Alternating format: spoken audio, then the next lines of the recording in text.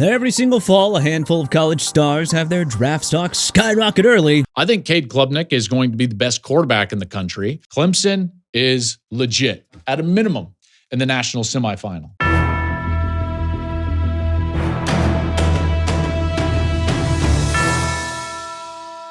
Meanwhile, there is a crop of far more deserving players who just don't get the same media shine. So hey, how about we cut through the noise and call out 5 2026 draft prospects that we think are overhyped right now, and 5 that we think are underhyped. Overhyped, Arch Manning, QB, Texas. Going into the season, I think most understood that the name was doing a lot of the work here, but nobody expected the delta between his hype and performance to be, well, this drastic. Yeah, Arch can spin it, but since taking over as a starter, his release point has become inconsistent. His footwork is a complete mess, and that Manning pre-snap poise is just nowhere to be found.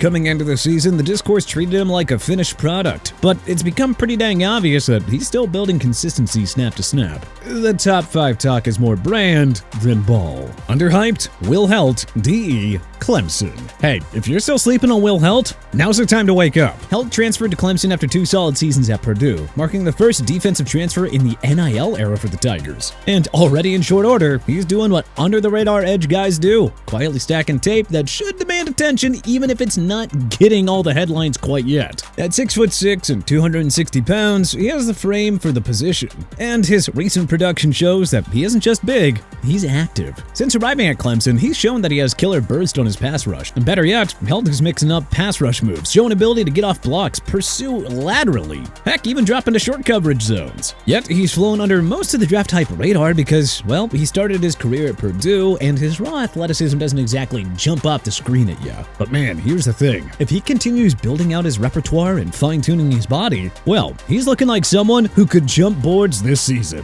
Overhyped, John Mateer, QB, Oklahoma. Yes, the transfer from Washington State lit up Michigan in Week 1 and has looked sharp after reconnecting with his former coach, Oklahoma's new offensive coordinator Ben Arbuckle, but the scouts need to slow their roll with all the whispers of round 1 and top quarterback in the class. It doesn't take much effort to peel back the current and see why this is a questionable eval at best. At 6'1" and 224 pounds, Mateer doesn't bring the prototypical frame. His accuracy can swing wildly depending on the rep, and while the flashy plays grab attention, the consistency drive to drive is not where it needs to be quite yet. Against Temple, he was more human. 1 touchdown, 1 interception, and a handful of plays that looked more like a work in progress rather than a finished NFL passer. That's the tension with Mateer. He's interesting. He's intriguing. There's no question about that. But, you know, intrigue is not the same thing as being pro-ready.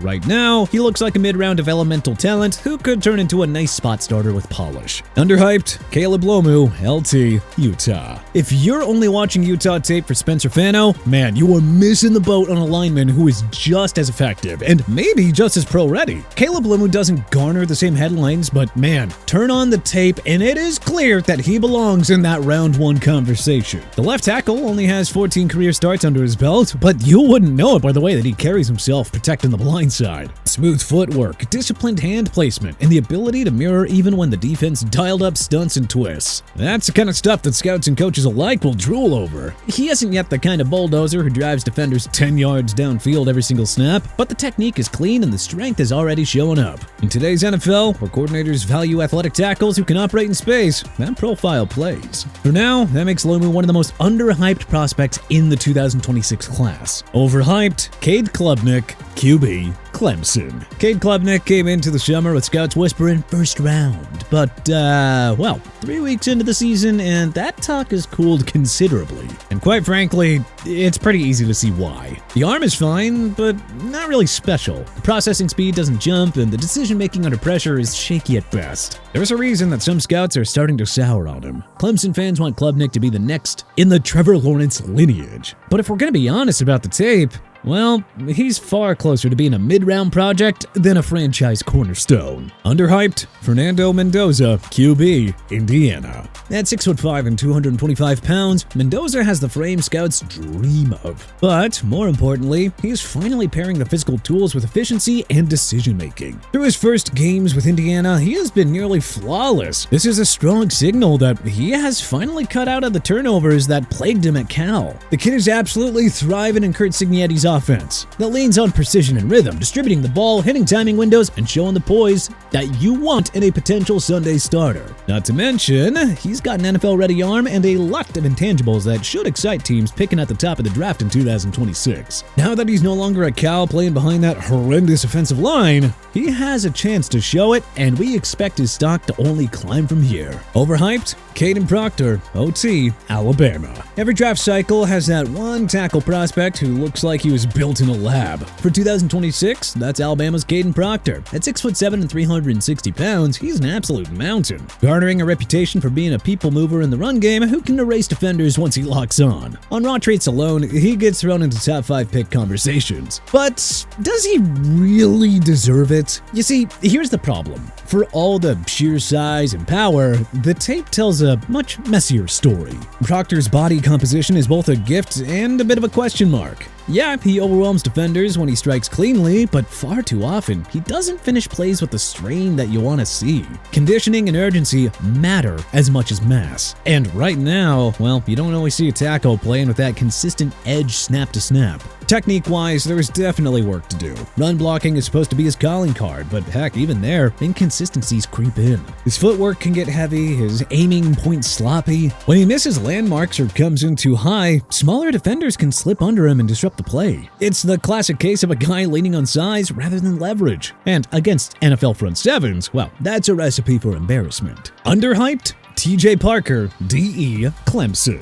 Clemson may not be the death machine it was a decade ago, but hey, don't let that lull you into forgetting about TJ Parker. The sophomore edge rusher is one of the best defensive ends in the country, and the tape makes it impossible to deny. He's got the length and get-off that you want in a pro edge defender. He fires off the snap with intent, knows how to win both inside and out, and has the motor to chase plays down from the backside. You don't luck into double-digit sacks and that many tackles for a loss in a Power 5 conference. What makes him especially intriguing is that he's not just a one-trick speed rusher. He can convert speed to power, he can disengage with his hands, and he's willing to mix up moves to keep tackles guessing. That is some advanced stuff for a young player. Right now, Parker's being treated like just another good ACC pass rusher because Clemson doesn't look like a serious college football playoff contender. But spoiler, the NFL doesn't care about playoff berths. It cares about traits and production. Parker has both. Overhyped, LaNorris Sellers, QB, South Carolina. Every single draft cycle, there's at least one quarterback who becomes a little too trendy, a little too fast. And right now, that guy might be LaNorris Sellers. The South Carolina sophomore is easy to talk yourself into. He's big at 6'3", 240 pounds, and man, he's as athletic as they come. Plus, he's got the kind of arm that makes you stop scrolling the highlight feed for just a second. He looks the part, and in spurts, he can make the kind of wow plays that fuel buzz, which, of course, is inevitably how the hype gets rolling. But you know, Sellers is still very raw mechanically, and there are questions about what he'll be able to do against disciplined defenses that he can't out-athlete. Now, he is banged up, struggling to produce, and it just feels like, I don't know, the hype might have been a bit overblown coming into the year. Now, none of that is to say that Sellers can't figure it out. The guy's young, and he's definitely gifted, and heck, the tools are undeniable. But when early chatter starts floating him as a surefire first-rounder, that's a leap that feels more like projection rather than production. Underhyped, Carson Beck, QB, Miami. A year ago, Carson Beck was supposed to be the guy. There was some real chatter that he could push his way into the #1 overall pick in 2025 after flashing NFL arm talent at Georgia. Then, well, all those inconsistencies began to pile up, and the draft buzz cooled to the point that he was carrying day 3 grades from scouts. However, instead of forcing the issue, Beck reset. He hit the transfer portal and landed at Miami, and it already looks like the best move that he could have made. Scouts are still hedging. After the Georgia dip, most evaluations want a bigger sample size before they actually put Beck back into the round 1 conversation, and you know what? That's pretty fair. But hey, just saying, don't be shocked if by the end of the season, folks are talking about Beck as the far-gone conclusion to be the first quarterback off the board yet again. Sometimes, all it takes is the right system and a second chance. Carson Beck has proven that in Miami, and the league should probably start paying attention again, for their own good. But hey, which 2026 NFL draft prospect do you think is the most overhyped right now? Who do you think is the most underhyped? Who do you think we're right on? Who do you think we're wrong about? Was there anything that we may have missed? Let us know in the comments section section below. And hey, if you like this video and learned a thing or two, then clicking the like button helps us out a ton. And you know, we really appreciate it. If this is your first time coming around to TPS though, then subscribing is a great idea, because we put out videos like this every single day. But as always, thanks for watching, and we'll see you guys next time.